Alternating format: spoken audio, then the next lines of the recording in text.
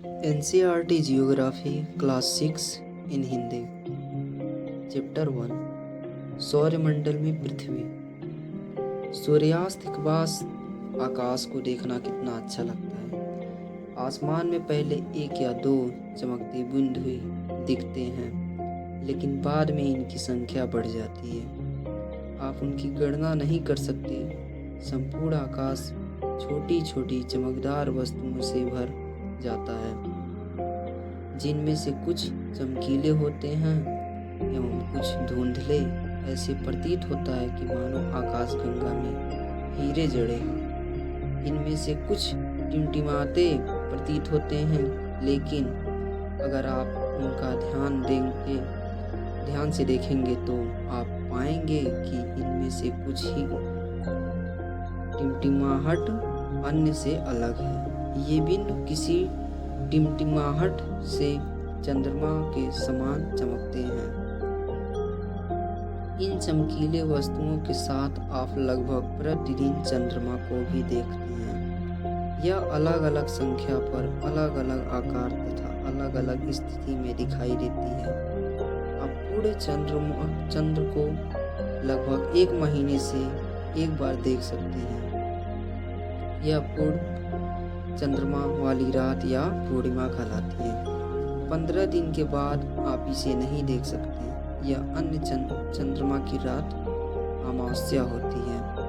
ऐसा रात में अगर आसमान साफ हो तो आप आसमान का अवलोकन अच्छी तरह से कर सकते हैं। क्या आपको इस बात पर आश्चर्य नहीं होता कि हम दिन के समय चंद्रमा एवं सभी छोटी चमकीली वस्तुओं को क्यों नहीं देख पाते?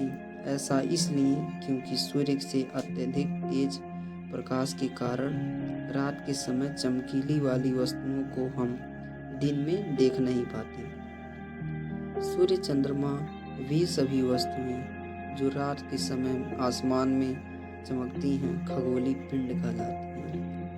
कुछ खगोलीय पिंड बड़े आकार वाले होते हैं तथा गर्म होते हैं। ये गर्म गैसों से बने होते हैं। इनके पास अपनी कोई ऊष्मा या प्रकाश होती है, जिसे वे बहुत बड़ी मात्रा में उत्सर्जित करते हैं। इन खगोलीय पिंडों को तारा कहते हैं। सूर्य भी एक तारा है। आओ कुछ करके सीखें। आपको आवश्यकता होगी कि एक टार्च आओ कुछ करके सीखें। आपको आवश्यकता होगी एक टार्च की, एक सादा कागज की, एक पेंसिल तथा सुई की। चरण 1, कागज के मध्य में एक टार्च को इस प्रकार रखें कि उसका कांच कागज के सटा रहे। दूसरा, अब टार्च के कांच के चारों ओर एक वृत्त खींचें। तीसरा, कागज पर वृत्त के क्षेत्र में सुई से छोटे छोटे छेद करें। चौथा, अब कागज के छिद्रित वृत्तीय भाग को कांच पर सामने की तरफ रखें तथा टार्च के चारों ओर कागज को लपेटकर रबड़ बैंड लगा दें। पांचवा, ध्यान रखें कि टार्च की स्विच कागज के बाहर रहे। छठवां, अंधेरे कमरों में एक सादी दीवार की ओर मुंह करके इस टार्च को लेकर कुछ दूरी पर खड़े हो जाएं। दूसरी सभी बत्तियों को बुझा दें। अब टार्च की रोशनी दीवार पर डालें। आप दीवार पर प्रकाश के अनेक छोटे छोटे बिंदुओं को देखेंगे, बिल्कुल वैसे ही जैसे रात के समय आसमान में तारे चमकते हैं। सातवां, अब कमरे की सभी बत्तियों को जला दें। प्रकाश के सभी बिंदु लगभग अदृश्य हो जाएंगे। आठवां, आप इसकी तुलना उस अवस्था से कर सकते हैं जब रात्रि के समय आसमान में चमकने वाले समुद्रों के बाद अदृश्य हो जाते हैं। रात के समय चमकते हुए अनगिनत तारे सूर्य के समान ही हैं, लेकिन इससे बहुत अधिक दूर होने के कारण हम लोग उसकी ऊष्मा या प्रकाश को महसूस नहीं करते तथा वे अत्यधिक छोटी दिखाई पड़ते हैं। आपने अवश्य ध्यान दिया होगा कि कुछ दूरी से देखने पर सभी वस्तुएं छोटी दिखाई पड़ती हैं। अत्यधिक ऊंचाई पर उड़ रहा हवाई जहाज कितना छोटा दिखाई देता है। रात्रि में आसमान की ओर देखते समय आप तारों के विभिन्न समूहों द्वारा बनाई गई विविध आकृतियों को देख सकते हैं। ये नक्षत्र मंडल कहलाते हैं। अर्सी मेजर या बिग बियर इसी प्रकार का एक नक्षत्र मंडल है। बहुत आसानी से पहचान में आने वाला नक्षत्र मंडल है। सप्तऋषि, सप्तशाह या ऋषि सप्त यह 7 तारों का समूह है जो कि नक्षत्र मंडल अर्सा मेजर का भाग है। चित्र 1.1 को देखें। अपने परिवार या पड़ोसी में किसी बड़े व्यक्ति से कहिए कि वह आपका आसमान से और अधिक तारों, ग्रहों तथा नक्षत्र मंडलों को देखिए। प्राचीन समय में लोग रात्रि में दिशा का निर्धारण तारों की सहायता से करते थे। उत्तरी दिशा को बताता है तथा इसे ध्रुव तारा भी कहा जाता है। यह आसमान में हमेशा एक ही स्थान पर रहता है। हम सप्तऋषि की सहायता से ध्रुव तारों की स्थिति को जान सकते हैं। चित्र 1.1 में आप देखेंगे कि यदि सप्तऋषि मंडल के संकेतक तारों को आपस में मिलाते हुए एक काल्पनिक रेखा खींची जाए एवं उसे आगे की ओर बढ़ाया जाए तो यह ध्रुव तारे और इंगित करेंगे। कुछ खगोलीय पिंड में अपना प्रकाश एवं ऊष्मा नहीं होता, वे तारों के प्रकाश के प्रकाशित होते हैं। ऐसे पिंडों को ग्रह कहते हैं। ग्रह जिसे अंग्रेजी में प्लेनेट कहा जाता है, ग्रीक भाषा से प्लेटाइड शब्द से बना है, जिसका अर्थ होता है परिभ्रमक, अर्थात चारों ओर घूमने वाला पृथ्वी जिस पर हम रहते हैं। यह ग्रह है, यह अपना संपूर्ण प्रकाश एवं ऊष्मा सूर्य के प्राप्त करती है, जो पृथ्वी के सबसे नज़दीक का तारा है। पृथ्वी को बहुत अधिक दूरी से, जैसे चंद्रमा से देखने पर यह चंद्रमा की तरफ चमकती हुई प्रतीत होती है। कुछ रोचक तथ्य। बृहस्पति, शनि तथा यूरेनस के चारों ओर छल्ले हैं। ये छल्ले विभिन्न पदार्थों के असंख्य छोटे छोटे पिंडों से बनी पट्टियां हैं। पृथ्वी से इन छल्लों को शक्तिशाली दूरबीन की सहायता से देखा जा सकता है। आसमान में दिखने वाला चंद्रमा एक उपग्रह है। यह हमारी पृथ्वी का सहचर है तथा इसके चारों ओर चक्कर लगाता है। हमारी पृथ्वी के समान 7 अन्य ग्रह हैं जो सूर्य से प्रकाश एवं ऊष्मा प्राप्त करते हैं। उनमें से कुछ के पास अपने चंद्रमा भी हैं। क्या आप जानते हैं कि पौराणिक रोमन कहानियों में सोल सूर्य देवता को कहा जाता है। सौर शब्द का अर्थ है सूर्य से संबंधित, इसलिए सूर्य के परिवार को सौर मंडल कहा जाता है। सौर शब्द का उपयोग करते हुए और अधिक शब्दों को लिखें।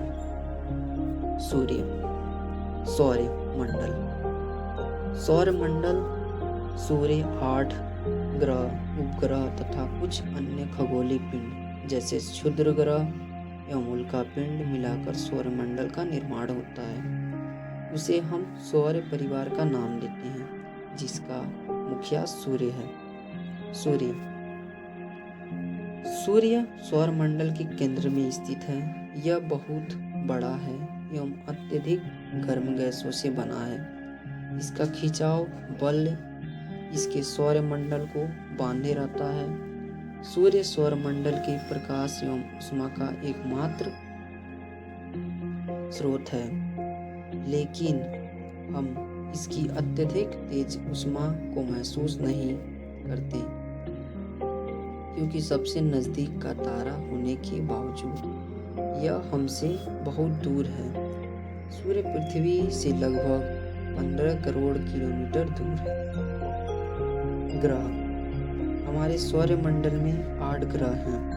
सूर्य से दूरी के अनुसार वे हैं बुध, शुक्र, पृथ्वी, मंगल, बृहस्पति, यूरेनस तथा नेपच्यून। शब्द की उत्पत्ति। ऐसे बहुत से शब्द जिनका उपयोग हम एक भाषा में करते हैं, अक्सर वे दूसरी भाषाओं से लिए गए शब्द हो सकते हैं। उदाहरण के लिए जियोग्राफी एक अंग्रेजी शब्द है तथा यह ग्रीक भाषा से लिया गया है, जिसका अर्थ है पृथ्वी का विवरण। यह 2 ग्रीक शब्दों से मिलकर बना है, जिसे जी शब्द का अर्थ है पृथ्वी का, ग्राफिया का अर्थ लिखना। आइए पृथ्वी के संबंधित और अत्यधिक जाने। सौरमंडल के सभी 8 ग्रह एक निश्चित पथ पर सूर्य का चक्कर लगाते हैं। ये रास्ते दीर्घवृत्त में फैले हुए हैं। ये कक्षा कहलाती है। बुध सूर्य से सबसे नज़दीक है। अपनी कक्षा में सूर्य के चारों ओर एक चक्कर लगाने में इसे केवल 88 दिन लगते हैं। शुक्र को पृथ्वी का जुड़वा ग्रह माना जाता है, क्योंकि इसका आकार एवं आकृति लगभग पृथ्वी के ही समान है। अभी तक प्लूटो भी एक ग्रह माना जाता है, परंतु अंतर्राष्ट्रीय खगोलीय संगठन में अपना बैठक अगस्त 2016 में यह निर्णय लिया गया कि कुछ समय पहले खोजे गए अन्य खगोलीय पिंड 2003 यूवी 313 सीरस तथा प्लूटो बौने ग्रह कहे जा सकते हैं। क्या आप जानते हैं, रात में आसमान को देखकर मनुष्य हमेशा मोहित होता है। खगोलीय पिंड एवं उनकी गति के संबंधित में अध्ययन करने वाला खगोल शास्त्री कहते हैं, आर्यभट्ट प्राचीन भारत के प्रसिद्ध खगोल शास्त्री थे। उन्होंने कहा था कि सभी ग्रहों तथा चंद्रमा परावर्तित सूर्य प्रकाश के कारण चमकते हैं। आज विश्व का सभी भागों में खगोलीय पिंड ब्रह्मांड के रहस्य को खोजने में लगे हैं। पृथ्वी। सूर्य से दूरी के हिसाब से पृथ्वी तीसरा ग्रह है। आकार में यह 5वां सबसे बड़ा ग्रह है। यह ध्रुवों के पास थोड़ी चपटी। यह कारण है कि इसका आकार को भूभाव कहा जाता है। भूभाव का अर्थ है पृथ्वी के समान आकार। जीवन के लिए अनुकूल परिस्थितियां संभवतः केवल पृथ्वी पर ही पाई जाती हैं। पृथ्वी न तो अधिक गर्म है और न ही अधिक ठंडी है। यहाँ पानी एवं वायु उपस्थित है, जो हमारे जीवन के लिए आवश्यक है। वायु में जीवन के लिए आवश्यक गैसें जैसे ऑक्सीजन मौजूद हैं। इन्हीं कारणों से पृथ्वी सौरमंडल का सबसे अद्भुत ग्रह है।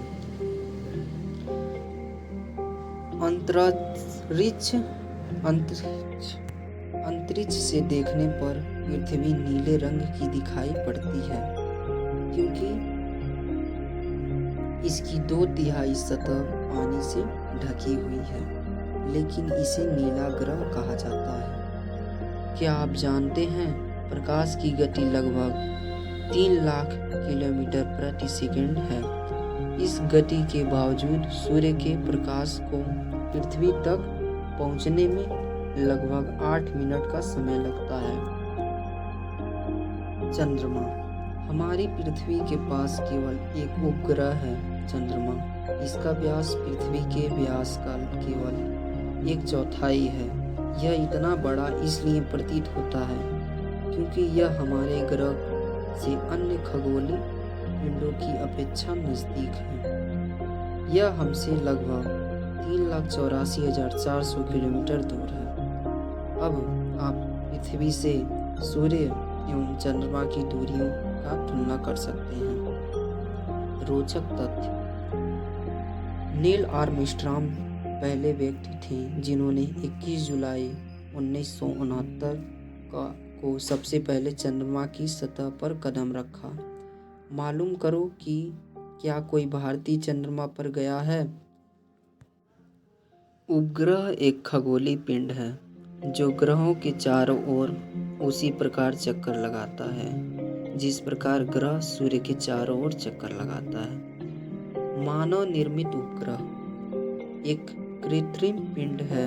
यह वैज्ञानिकों के द्वारा बनाया गया है जिसका उपयोग ब्रह्मांड के बारे में जानकारी प्राप्त करने एवं पृथ्वी पर संचार माध्यम के लिए किया जाता है। इसे रॉकेट के द्वारा अंतरिक्ष में भेजा जाता है एवं पृथ्वी की कक्षा में स्थित कर दिया जाता है। अंतरिक्ष में उपस्थित कुछ भारतीय उपग्रह, इनमें से IRS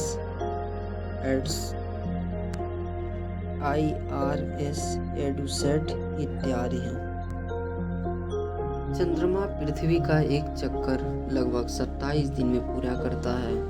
लगभग इतने ही समय में यह अपने कक्ष पर एक चक्कर भी पूरा करता है। इसके परिणाम स्वरूप पृथ्वी से हमें चंद्रमा का केवल एक ही भाग दिखाई पड़ता है। चंद्रमा की परिस्थितियां जीवन के लिए अनुकूल नहीं है। इसकी सतह पर पर्वत, मैदान एवं गड्ढे हैं जो चंद्रमा की सतह पर छाया बनाते हैं। पूर्णिमा के दिन चंद्रमा पर इनकी छाया को देखा जा सकता है। जीवन एक पौधों को जीवित रहने तथा एक क्वेश्चन दिया गया है, जीव एवं पौधों को जीवित रहने तथा विकास करने के लिए किन तथ्यों की आवश्यकता होती है। क्षुद्र ग्रह। तारों, ग्रहों एवं उपग्रहों के अतिरिक्त असंख्य छोटे पिंड भी सूर्य के चारों ओर चक्कर लगाते हैं। इन पिंडों को क्षुद्र ग्रह कहते हैं।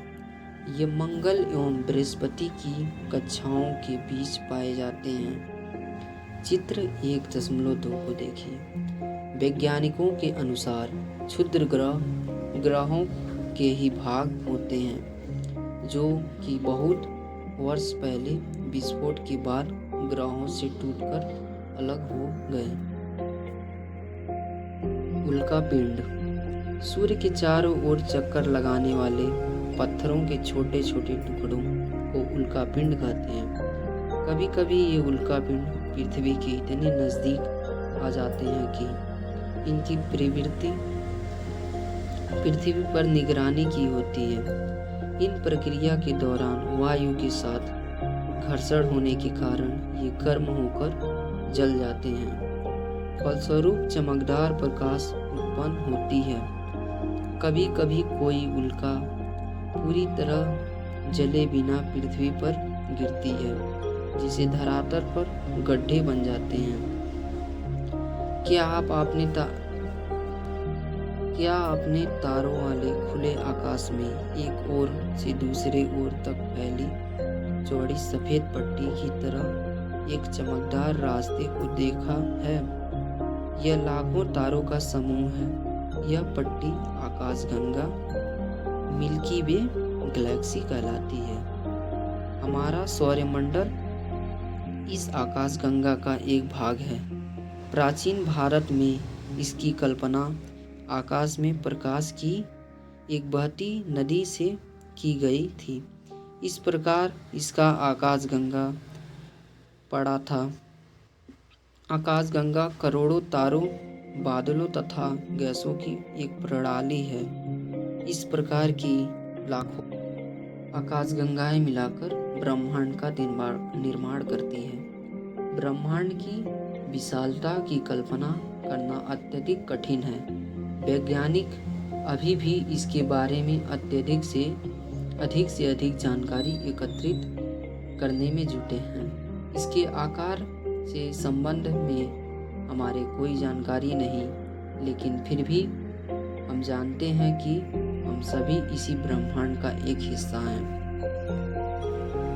एक और क्वेश्चन, क्या आप ब्रह्मांड के साथ अपना संबंध बना सकते हैं? आप पृथ्वी पर हैं तथा पृथ्वी सौरमंडल का एक भाग है। हमारा सौरमंडल आकाश मिल्की वे गैलेक्सी का एक भाग है जो ब्रह्मांड का हिस्सा है। ब्रह्मांड से जुड़े इस तथ्य पर विचार कीजिए कि इनमें लाखों आकाशगंगाएं मौजूद हैं। इस चित्र में आपका स्थान कहाँ है? अब ये चैप्टर ख़त्म हो गया और सब्सक्राइब कीजिए हमारे चैनल को और लाइक कर दीजिए इस वीडियो को और सुनते रहिए ऑडियो बुक। जय हिंद।